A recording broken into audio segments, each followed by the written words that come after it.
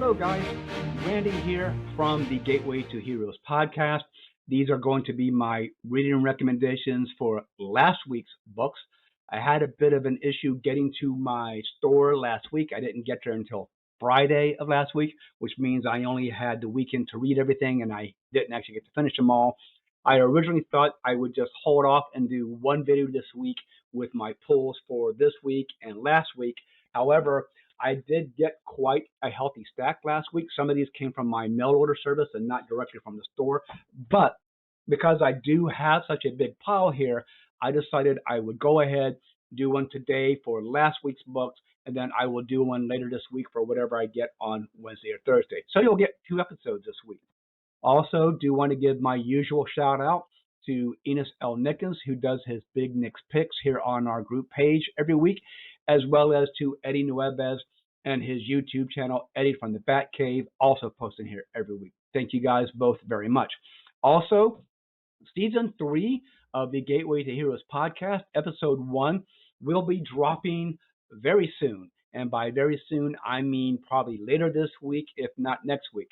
So check our group page here, watch your Spotify, watch your iTunes, wherever else you get your podcast, because episode 1 of season 3 is going to be dropping here very soon.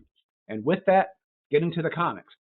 So, from Boom Studios, House of Slaughter number 28. This is written by Sam Johns with art by Letizia Cadanici. This is based on the concepts created by James Tynion IV over in the main book, Something That's Killing the Children. Now, James Tynion also started this one, but this arc he is not writing himself. This book is going to end at issue 30. This is book 3 of the Azure storyline. I'm just a little concerned because we already know this book is going to end, but the other book that started this whole Slaughter universe, Something That's Killing the Children, has not had a new issue in several months. So I'm worried that this line's coming to an end, which is sad because I think Erica Slaughter is one of the best characters created in the last 5 to 10 years. Also from Boom Studios, In Bloom number 2, written by Michael W. Conrad with art by John J. Pearson. I'm going to tell you guys, I'm going to show you some art here real quickly. This is actually scaring the hell out of me. It's a little bit grotesque. It's a little bit freaky.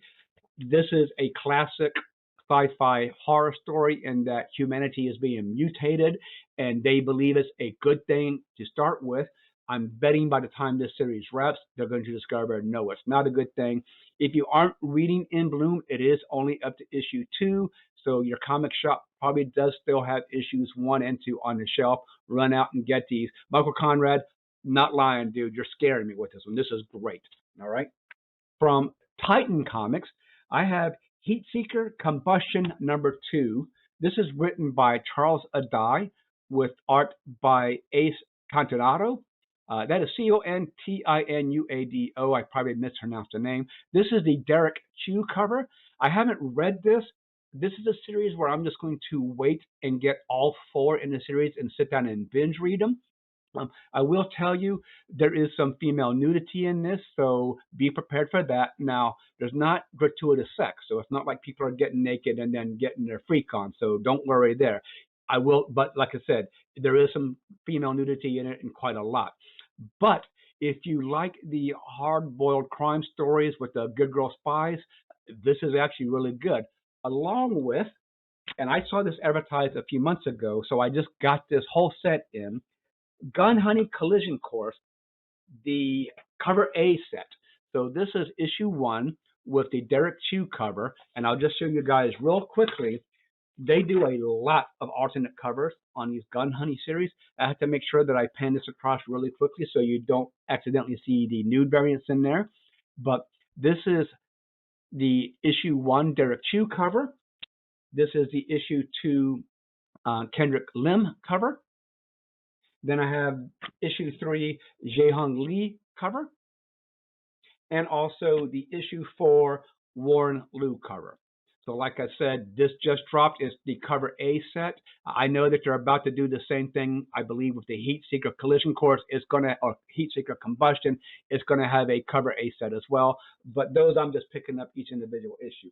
These I noticed as I started picking them up. I got like issues 1 and 2. Didn't realize they were doing a set, so I said, well, I'll just get the set. All right.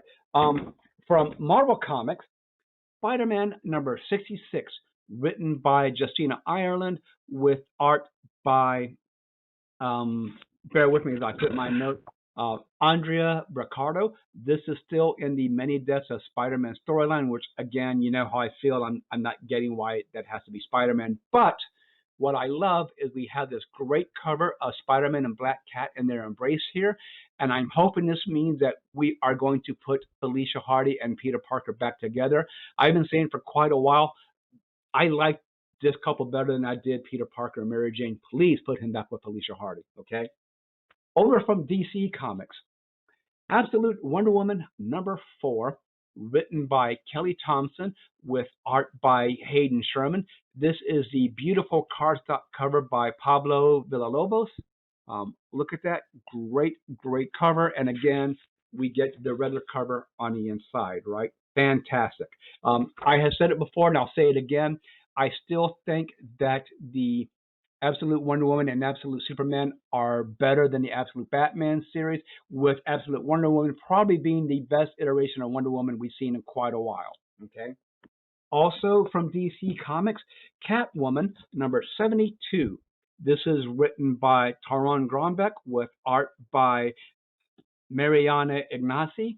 This is a cardstock cover by Ejikure. Ejikure. I think that's how you pronounce it. But even the regular cover on the inside is fantastic. Look at that. Okay. I was actually torn because I wanted just the regular cover, but I saw this cardstock cover. I'm thinking, man, that's a beautiful cover. I'm going to have to get that too. So Catwoman, for me, is right up there with the Poison Ivy series in that it is one of the consistently best written month in, month out. So Catwoman, looking forward to reading this. This is one I haven't read yet. Detective Comics 1093, written by Tom Taylor with art by Mikhail Janin. I really like Detective now. I think I've told you before, I didn't particularly care for that Gotham Nocturne story that Ram V did. Went on too long, got boring, and I literally just quit reading it. It was only buying the books to keep the run going, which is sad when that happens, right? Flash 17, written by Simon Spurrier with art by Vaska Georgiev. This is another one that's on the bubble for me. I'm not really enjoying the writing, but I have a hard time just dropping Flash. This is the character, as I've said before, that took me from being a comic reader to a comic collector. So I really don't want to drop a Flash title, but if the writing doesn't pick up and I don't get more engrossed in a character, I'm going to have to drop this. I don't want to do that. So please, somebody fix something somewhere. Justice League Unlimited number 3, written by Mark Waid with art by Dan Mora. This ties in, as you can see, to the Atom Project. I'm not picking up that many series. Maybe I'll go ahead and read it online. But I really do love what Mark Waid is doing here with the concept that they took from the cartoon several years ago. That is, any hero in the DC universe could be a member of the Justice League at any given time. So I love that they've embraced that. Superman number 22, written by Joshua Williamson, also with art by Dan Mora. As I said last time, I think issue 21 was a fill-in cover. Is this 22 or 23? 22, sorry. I think issue 21 was a fill-in issue. As you can see, we are starting the new Doomsday Planet storyline here. So I have high hopes for this one. I think Joshua Williamson's been doing a really good job on Superman, so I can't wait to see what he's about to do with this storyline. Wonder Woman 17, written by Tom King with art by Daniel St. Pierre, and this is the cardstock cover by David Nakayama. And again, we get the beautiful cover on the inside, the regular cover. Again, while I like what Tom King is doing with Wonder Woman, I think it's fantastic. Oddly enough, this has taken a back seat to Absolute Wonder Woman. I just think Absolute Wonder Woman is a much better version of the character here. So, Tom, you need to step up your game, okay? Last but not least, from my new favorite publisher, Distillery, You Won't Feel a Thing, issue 1 by Scott Snyder with art by Jock. I haven't read this yet. So far, Distillery hasn't let me down with their books. My only pet peeve here is this cover. I feel with this oversized format that Distillery does, you could have a really beautiful cover here. There might be an alt cover that I didn't see. This is one that I got, and it's a little lackluster as far as I'm concerned. So I might go see if there's a more dynamic cover. I'm hoping the later issues are going to have some covers that pop a little more. I noticed they don't do a cover gallery in the back of this, so I can't go looking because I'll spoil it. But those are my pulls for the week. Again, as always, drop me a line. Let me know if you have any questions, anything you want to ask, any comments you want to make. Again, also, the Gateway to Heroes podcast for season 3 is about to start. So that episode is going to be dropping any day. So keep an eye open on your podcast players. All right. Until next week, guys. Bye bye.